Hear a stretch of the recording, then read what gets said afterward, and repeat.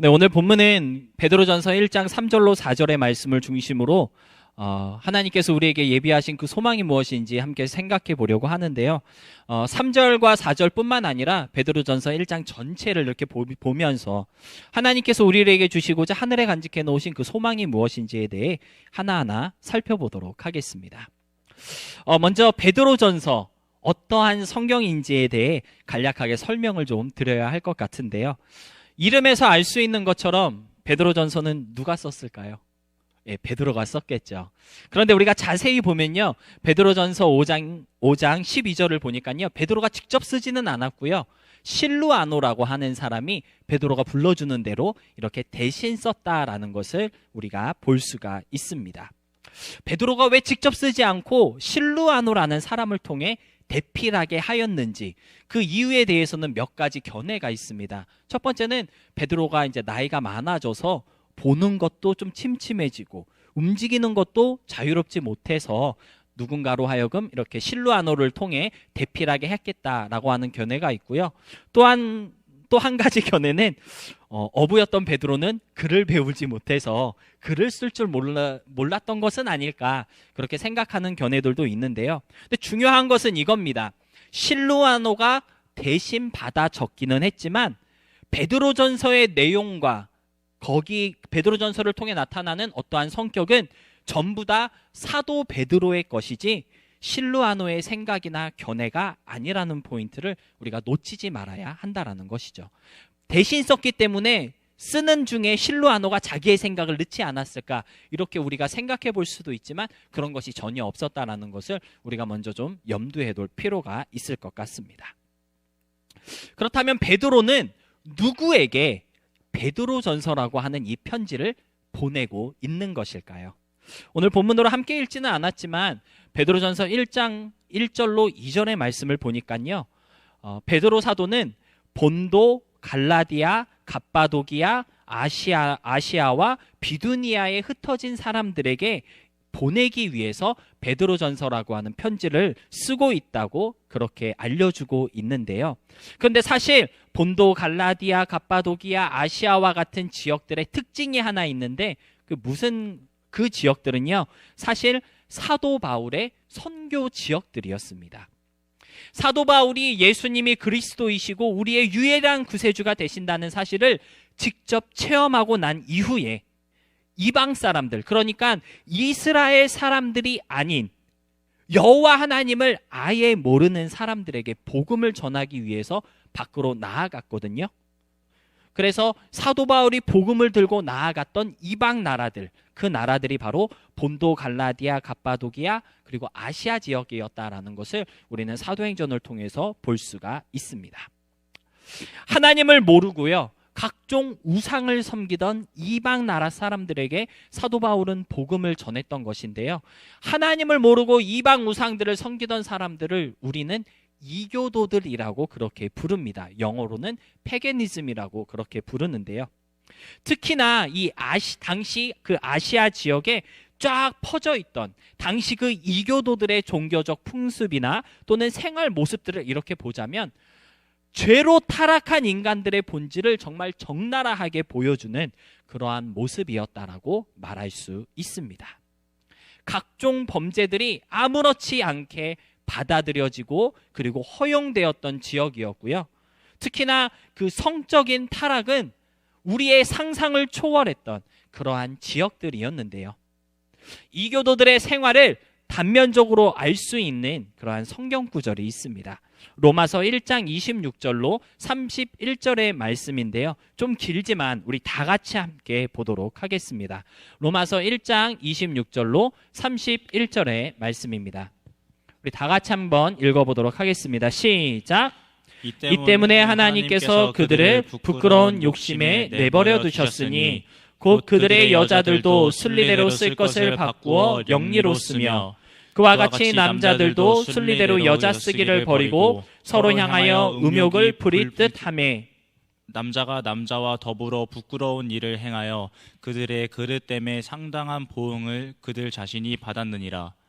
또한 그들이 마음에 하나님 두기를 싫어하며 하나님께서 그들을 그 상실한 마음대로 내버려 두사 합당하지 못한 일을 하게 하셨으니 그 모든 불의, 추악, 탐욕, 악의가 가득한 자요, 시기, 살인, 분쟁, 사기, 악독이 가득한 자요, 수근수근하는 자요, 비방하는 자요, 하나님께서 미워하시는 자요, 능욕하는 자요, 교만한 자요, 자랑하는 자요, 악을 도모하는 자요, 부모를 거역하는 자요, 우매한 자요, 배약하는 자요, 무정한 자요, 자비한 자라. 아멘.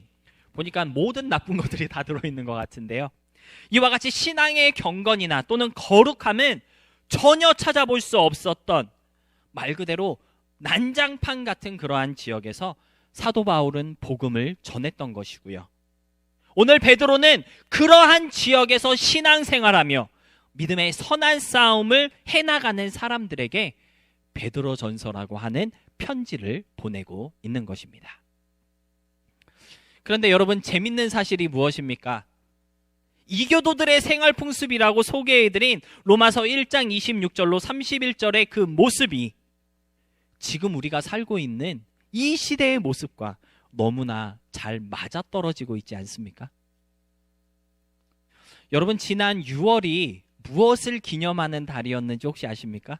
아마 오다 가다 여러분들 많이 보셨을 텐데요.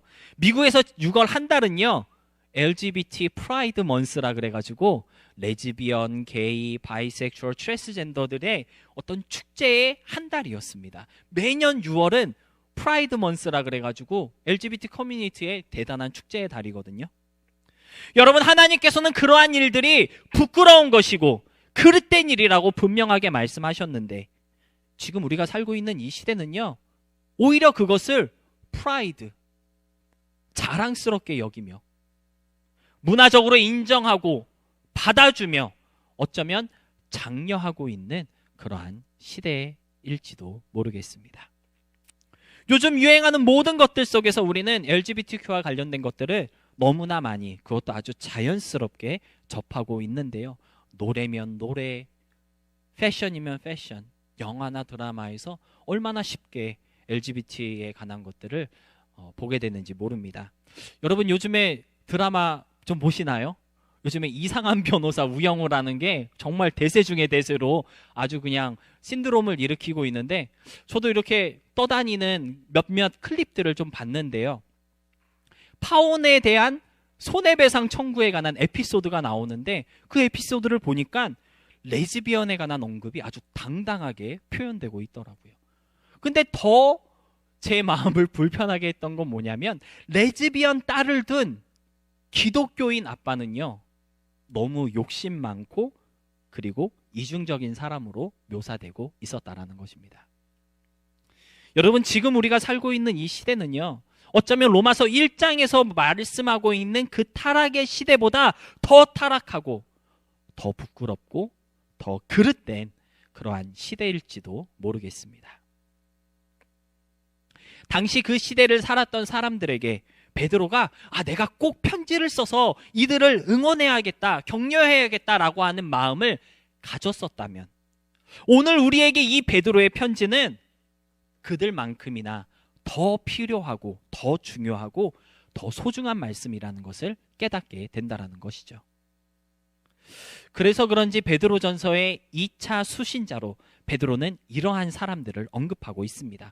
본도, 갈라디아, 아시아에 살았던 사람들에게만 보낸 편지가 아니라 베드로는요, 나는 이러한 사람들을 위해서도 지금 이 편지를 쓰고 있습니다 라고 베드로전서 1장 2절에서 밝히고 있는데요. 베드로전서 1장 2절 말씀 함께 보도록 하겠습니다. 우리 다 같이 함께 읽어볼까요? 시작! 곧 하나님 아버지의 미리하심을 따라 성령이 거룩하게 하심으로 순종함과 예수 그리스도의 핏부름을 얻기 위하여 택하심을 받은 자들에게 편지하노니 은혜와 평강이 너희에게 더욱 많을지어다. 오늘 베드로는 이렇게 말씀하고 있는 겁니다. 하나님의 미리하심을 따라 성령으로 거룩하게 되었고 예수 그리스도로 인한 구속을 받기 위하여 택하심을 받은 자들에게도 나는 지금 이 편지를 쓰고 있습니다 라고 사도 바울은 편지의 수신자를 밝히고 있는데요. 여러분, 누구를 말하고 있는 것일까요? 바로 저와 여러분을 말하고 있는 것 아니겠습니까? 바로 저와 여러분이 하나님의 택하심을 받고 구원의 은혜를 받은 그러한 사람들이잖아요.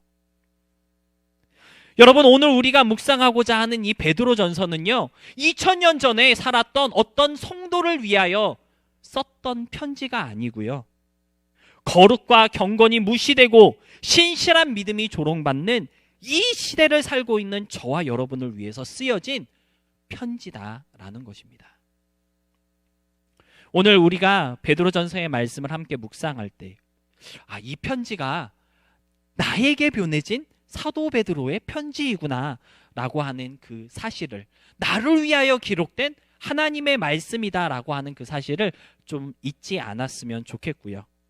그러한 생각을 가지고 오늘 이 말씀을 함께 나눌 때 우리에게 더 깊은 은혜와 감동 그리고 도전이 있는 시간 될 수 있기를 축복합니다. 그렇다면 베드로는 왜 갑자기 베드로전서라고 하는 편지를 써야겠다라고 하는 생각을 하게 됐을까요? 베드로전서의 기록 목적은 무엇일까요? 제가 설교를 준비하면서 몇 가지 성경 주석도 찾아보고 또 몇 분의 설교를 좀 찾아봤더니 베드로전서의 기록 목적에 대해서 똑같은 말씀을 하고 계시더라고요. 왜 베드로는 베드로전서를 쓴 것인가? 제가 한번 그대로 인용해 보았습니다. 한번 읽어드릴게요. 본서는, 그러니까 베드로전서는 소아시아 지방에 흩어져 있는 그리스도인들의 삶 가운데 직면한 박해와 고난을 극복하도록 격려하고 위로하기 위해 기록되었습니다. 뿐만 아니라 그리스도인들이 세상에서 살아가는 데 있어 그리스도인이기 때문에 받는 고난이 있었습니다. 베드로는 그들이 개인적인 고난을 극복하도록 격려하고 다가올 영원한 영광을 바라보도록 권면하기 위해 서신을 보낸 것입니다. 한마디로 위로하고 격려하기 위해서 베드로전서를 썼다라는 것이죠. 왜 위로와 격려가 필요했을까요? 베드로전서가 쓰여질 당시의 그 시대적 상황을 제가 좀 이렇게 찾아보니까요, 많은 성경학자들이 베드로전서가 AD 64년경쯤에 쓰여졌을 것이다라고 그렇게 추측을 하고 있는데요. AD 64년경이 언제냐면 로마의 네로 황제가 기독교를 아주 심하게 박해하고 있을 때였습니다. 기독교를 적대시하고 단순히 기독교인이라는 사실 하나만으로 공공의 적으로 간주되며 심지어 죽음으로써 내 믿음의 순결함을 보여주어야 했던 순교의 시대를 살아가던 성도들에게 그들이 겪는 모든 고난과 박해와 두려움을 극복하고 위로하고 격려하기 위해서 쓰여진 편지였다라는 것이죠.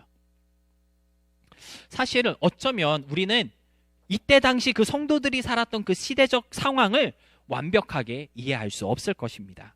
왜냐하면 현재를 살아가는 우리들에게는요, 예수님을 믿는다고 또는 예수님을 주라고 고백함으로써 어떤 실질적인 불이익이나 위협 또는 공격을 받고 있지 않기 때문입니다. 그렇잖아요. 내가 어디 가서 나 예수님 믿어요 이렇게 말한다고 해서 누가 우리를 막 패거나 또는 경찰서에 붙잡혀가거나 그러지는 않잖아요. 그러한 시대를 우리가 살고 있지 않기 때문에 AD 64경 그 기독교를 박해하던 그 시대의 성도들이 어떤 마음을 가지고 있는지 우리는 충분히 이해할 수 없을 것 같습니다. 하지만 그때에는요, 대놓고 믿음을 고백할 수 없었다라고 합니다. 예수를 주로 고백하는 믿음을 가진 사람이라는 사실이 들키기라도 하면 그 즉시 바로 잡혀가서 콜로세움이라고 하는 원형 경기장에서 사자의 밥이 되거나 또는 화형을 당하였기 때문이죠. 사회 전체가 그리스도인들을 못 잡아먹어서 안달이 나 있던 그러한 시대. 그래서 내가 어떤 믿음을 갖고 있는지 고백할 수 없고 서로 나눌 수 없고 예수를 주라 고백할 수 없었으며 심지어 대놓고 함께 모여 예배드린다는 것은 꿈도 꿀 수 없었던 그러한 시대를 살고 있던 성도들을 위로하고 격려하기 위해서 베드로는 편지를 쓰고 있다라는 것입니다. 여러분, 혹시 교회에 다닌다고 손해보거나 또는 예수님을 구세주로 믿는다고 어떤 불이익을 당해보신 적이 있으십니까? 요즘처럼 개인의 주장과 그리고 취향을 존중하는 시대 속에서 기독교적 믿음을 가졌다고 어떤 불이익을 받게 되는 일은 사실 많이 없을 것 같습니다. 뭐 전혀 없다고 표현해도 과언이 아닐 것 같은데요. 어떻게 보면 우리는 믿음 생활하기 정말 딱 좋은 그러한 시대를 살아가고 있는 것 같습니다.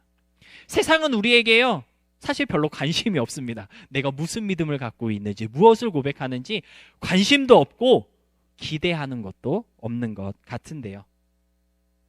그렇다고 해서 믿음 생활함에 있어 아무런 장애물이 없는 것은 아니겠죠. 편안함과 안정된 시대 속에서 우리가 마음껏 믿음 생활하고 있기는 하지만 사실 눈에 보이는 공격보다 더 날카롭고 더 무서운 그러한 영적인 유혹과 도전, 어떤 공격에 우리는 놓여 있다고 말할 수 있을 것 같습니다. 제가 설교를 준비하면서 10년 전에 제가 썼던 어떠한 글이 생각이 나더라고요. 그래서 페이스북 계정을 이렇게 막 뒤져봤는데 10년 전인, 정확히 10년 전이더라고요. 10년 전인 2012년 7월 어느 날 제가 제 페이스북 계정에 이러한 글을 썼더라고요. 현대를 살아가는 그리스도인들이 신앙과 믿음을 지키기 어려운 주제라는 그러한 마음을 가지고 이런 글을 썼는데 되게 작죠. 제가 한번 읽어보도록 하겠습니다. 현대를 살아가는 그리스도인들은 신앙과 믿음을 지키기 위해서 처절하게 몸부림치는 사람들입니다. 물질 만능주의로 인해 삶이 넉넉하여지고 풍요로우며 무엇 하나 부족한 것이 없는 이 시대는 종교의 필요성조차 있게 만들고 있기 때문입니다. 각종 미디어의 발전으로 볼 것, 들을 것, 부를 것, 생각할 것, 즐길 것들이 넘쳐나는 현 시대는 믿음을 위해 투자해야 할 단 1초의 여유도 우리에게 허락하고 있지 않고 있습니다. 개인주의, 자유주의, 민주주의, 인격 존중이란 고상한 세상 원리 속에서 당신은 더 이상 내 신앙과 믿음을 지키기 위한 피 흘림의 싸움을 할 필요가 없습니다. 오직 내 스스로와의 싸움만 잘하시면 되는 겁니다. 그러나 아쉽게도 우리 모두는 나 스스로에게는 너무나도 관대하기 때문에 세상과 타협하는 나의 모습에는 아무렇지 않게 눈 감아주기를 잘합니다. 이런 나 자신과 싸워야 하기에 그 싸움은 처절하게 진행될 것이기 때문입니다. 아무도 당신이 신앙과 믿음을 지키기 위해서 싸우고 있다고 칭찬해주지 않습니다. 아니 도리어 그렇게 고리타분하게 살아가는 당신을 향해 손가락질 할 것입니다. 성경에서 정죄하고 있는 여러 가지 제약들이 세상법의 테두리 속에서 합법적이고 건전한 것들로 둔갑하고 있는 세상이 진정 편안하게 믿음 생활할 수 있는 세상이라고 생각한다면 그것은 당신도 이미 그 죄악 속에 많이 물들어 있다는 증거입니다. 의인 롯은 소돔의 죄악 속에서 괴로워했으니까요. 그 죄악의 때를 벗겨야지만 이 세상이 믿음을 지키기에 얼마나 힘든 세상인지 바로 볼 수 있게 될 것입니다. 하지만 우리 모두는 나 자신에게 너무나도 관대한다는 사실을 다시 한번 강조하고 싶군요. 수도 없이 다양해진 진리 속에 숨어있는 참된 진리를 찾는 것, 말처럼 절대 쉽지 않습니다. 그래서 그렇게도 많은 사람들이 잘못된 사상과 종교에 빠지고 있는 것입니다. 하지만 그것보다 더 어려운 것은 당신이 생각하는 그것이 곧 진리라고 부추기는 이 세상의 풍토입니다. 명심하세요. 당신은 타락한 존재이기에 당신의 생각은 전부 오염된 것들 뿐이라는 것을. 이래도 아직 이 세상이 믿음 생활하기에 편한 세상으로 보이십니까? 당신은 아직 믿음이 무엇인지 모르시는 것 같네요. 제가 아마 그때 어떤 분이 올렸던 그러한 글을 읽고 그거에 대한 반박으로 이러한 글을 썼던 것 같은데요. 여러분, 솔직하게 여러 가지 면에서 우리가 살고 있는 지금 이 세상은요, 정말 살기 좋고 모든 것이 풍족하고 넉넉한 세대입니다. 하지만 그렇기 때문에 선한 믿음의 싸움을 꼭 해야만 하는 그러한 세상이고요. 그 싸움은 그 어느 시대보다 더 처절하고 신중할 수밖에 없다라는 것입니다. 베드로전서가 쓰여졌을 당시의 성도들이나 또는 현대를 살아가는 우리들이나 믿음을 지키고 순수한 신앙을 고백하는 것은 피차 어렵고 힘들고 괴로운 일일 것입니다. 그런 우리들을 위로하고 격려하기 위해서 베드로는요, 산 소망이 있게 하신 하나님, 썩지 않고 더럽지 않고 쇠하지 않는 하늘에 간직한 위협을 잊게 하시는 하나님이 있다고 우리를 위로하고 있는 것입니다. 여러분은 신앙생활 하시면서 기대하는 것 또는 바라는 것이 있으시나요? 혹시 세상적이고 물질적인 것들을 소망하거나 뭔가 눈에 보이고 손에 잡히는 것, 세상에서 누릴 수 있는 것들을 바라면서 또는 기대하고 있지는 않으십니까? 베드로는요, 그런 것보다 우리를 거듭나게 하신 산 소망, 하늘에 간직한 그 유업을 잊게 하시는 꿈을 꾸는 우리가 되라고 저와 여러분을 격려하며 위로하고 있습니다. 성경을 읽으면서 제가 또 신앙생활하면서 늘 저 자신에게 되새기는 그러한 성경 구절이 하나 있는데요. 고린도전서 15장 19절의 말씀입니다. 어쩌면 우리 모두가 늘 기억해야 할 필요가 있는 그러한 말씀인 것 같은데요. 우리 고린도전서 15장 19절 말씀 함께 보도록 하겠습니다. 우리 다 같이 함께 읽겠습니다. 시작. 만일 그리스도 안에서 우리가 바라는 것이 다만 이 세상의 삶뿐이면 모든 사람 가운데 우리가 더욱 불쌍한 자이리라. 아멘. 여러분, 그리스도인으로서 우리가 바라는 것이 다만 이 세상의 삶뿐이라면 그것만큼 불쌍한 것 없다고 사도 바울은 말씀하였습니다. 왜 그럴까요? 처절하게 몸부림치며 신앙을 지키고 믿음의 선한 싸움을 하는 이유는요, 이 세상의 삶뿐만을 위해서가 아니기 때문입니다. 그것보다 더 크고 더 고귀하며 더 소중한 것이 있기 때문에 초대교회 성도들은 목숨을 내놓고 믿음을 고백했던 것이고요, 이 시대를 살아가는 우리들은 나 자신과 싸우며 영적으로 투쟁하고 있는 것입니다. 그것이 무엇일까요? 오늘 본문은 바로 예수 그리스도를 죽은 자 가운데서 부활하게 하신 부활의 소망, 산 소망이라고 우리에게 알려주고 있습니다. 여러분, 우리가 부활에 관해서 정말 수도 없이 많이 듣고 배우고 늘 부활절 때마다 우리가 되새기는 그러한 믿음이긴 한데요. 여러분, 부활에 관해 오해하지 마시기 바랍니다. 부활은요, 단순히 죽었다가 살아나는 것 그 이상의 의미를 가지고 있습니다. 부활은요, 그냥 죽었다가 살아나는 것만을 뜻하고 있는 것이 아니다라는 것이죠. 여러 가지 많은 의미를 포함하고 있는 것이 바로 부활인데요. 고린도전서 15장 48절로 32절을 보니까 사도 바울은요, 부활의 의미가 무엇인지 우리에게 자세히 말씀하여 주고 있습니다. 오늘 성경 구절을 좀 많이 읽는데요, 그래도 한번 읽어보도록 하겠습니다. 고린도전서 15장 48절로 53절입니다. 함께 읽겠습니다. 시작. 무릇 흙에 속한 자는 저 흙에 속한 자와 같고 무릇 하늘에 속한 자들은 저 하늘에 속한 이와 같으니 우리가 흙에 속한 자의 형상을 입은 것 같이 또한 하늘에 속한 이의 형상을 입으리라. 형제들아, 내가 이것을 말하노니 혈과 육은 하나님 나라를 이어받을 수 없고 또한 썩는 것은 썩지 아니하는 것을 유업으로 받지 못하느니라. 보라, 내가 너희에게 비밀을 말하노니 우리가 다 잠잘 것이 아니요 마지막 나팔에 순식간에 호련히 다 변화되리니 나팔 소리가 나매 죽은 자들이 썩지 아니할 것으로 다시 살아나고 우리도 변화되리라. 이 썩을 것이 반드시 썩지 아니할 것을 입겠고 이 죽을 것이 죽지 아니함을 입으리로다. 아멘. 여기 보니까요, 사도 바울이 전하는 부활에 대한 의미가 나와 있습니다. 적어도 세 가지 부활의 의미가 있다는 것을 우리가 알 수 있는데요. 첫 번째, 부활의 의미는 무엇입니까? 하늘에 속한 이의 형상을 입는 것입니다.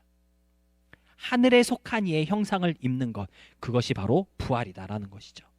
두 번째 의미는요, 썩지 않는 유업을 받는 것입니다. 그리고 마지막 세 번째는 죽지 아니함을 입는 것이다라고 사도 바울은 알려주고 있습니다.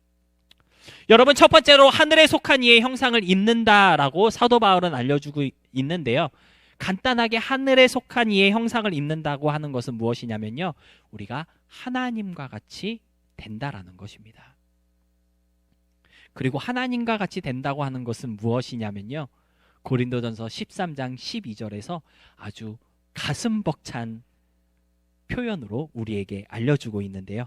우리 표준 세번역으로 고린도전서 13장 12절 함께 보도록 하겠습니다. 우리 다 같이 함께 읽어보도록 하겠습니다. 시작. 지금은 우리가 거울 속에서 영상을 보듯이 희미하게 보지만은 그때에는 우리가 얼굴과 얼굴을 마주 볼 것입니다. 지금은 내가 부분밖에 알지 못하지만은 그때에는 하나님께서 나를 아신 것 같이 내가 온전히 알게 될 것입니다. 여러분, 우리가 하나님의 형상을 입는다는 것, 하나님과 같이 된다고 하는 것은요, 하나님과 나의 관계가 이러한 관계로 발전하게 된다는 것입니다. 얼굴과 얼굴을 마주보는 관계. 여러분, 성경 자세히 보시기 바랍니다. 하나님의 얼굴을 본 사람이 없어요. 물론 하나님께서 모세의 그 특별함을 표현하기 위해서 모세는 나와 대면한 사람이라고 말씀을 하고는 있지만 하나님의 얼굴을 보면 사실 우리는 못 보거든요. 그런데 그날에 가서는 우리가 하나님과 얼굴과 얼굴을 맞댄대요. 여러분, 우리가 보통 얼굴과 얼굴을 맞대는 사이는요, 긴밀한 사이입니다. 깊은 사이예요. 사랑하는 사이고요. 친밀한 사이만 얼굴과 얼굴을 맞댈 수 있잖아요. 맞죠? 와이프의 얼굴을 맞대고 남편의 얼굴을 보고 자식의 얼굴을 보는 것처럼 하나님과 우리의 관계가 그렇게 깊은 관계가 된다는 것이죠. 뿐만 아니라 얼굴과 얼굴을 맞댈 뿐만 아니라 하나님이 나를 아시는 것처럼 나도 하나님을 온전히 알게 된대요. 서로에 대한 깊은 이해가 있는 관계. 그러한 변화가 바로 하늘에 속한 이의 형상을 입는 것이고요. 하나님과 같이 된다라고 하는 것입니다. 이것보다 더 황홀하고 경이로우며 가슴 벅찬 일이 또 어디 있을까요? 우리를 위해 예비하신 산 소망이란 바로 이러한 변화에 대한 소망입니다. 두 번째로 썩지 않는 유업을 부활이라고 그렇게 말씀하고 있는데요. 썩지 않는 유업이라는 것은요, 바로 구원을 의미하고 있습니다. 오늘 본문으로 함께 저와 여러분이 베드로전서 1장 3절과 4절을 읽었는데요. 4절과 5절 말씀을 함께 다시 한번 보도록 하겠습니다. 4절과 5절 말씀입니다. 우리 함께 보도록 하겠습니다. 시작. 썩지 않고 더럽지 않고 새하지 아니하는 유업을 있게 하시나니 곧 너희를 위하여 하늘에 간직하신 것이라. 너희는 말세에 나타내기로 예비하신 구원을 얻기 위하여 믿음으로 말미암아 하나님의 능력으로 보호하심을 받았느니라. 아멘. 여기 보니까 썩지 않는 유업을 있게 하시기 위해서 하늘에 간직해 두신 것이 있는데 그것이 무엇이라고 말씀하고 있습니까? 구원을 얻기 위해서라고 표현하고 있습니다. 근데 제가 오늘 집중하고 싶은 표현은요, 썩지 않는다라고 하는 표현이에요. 여러분, 썩지 않는다는 것은 무엇입니까? 사라지지 않는다는 거예요. 없어지지 않고 지워지지 않을 것이고요. 취소되지 않는다라는 의미입니다.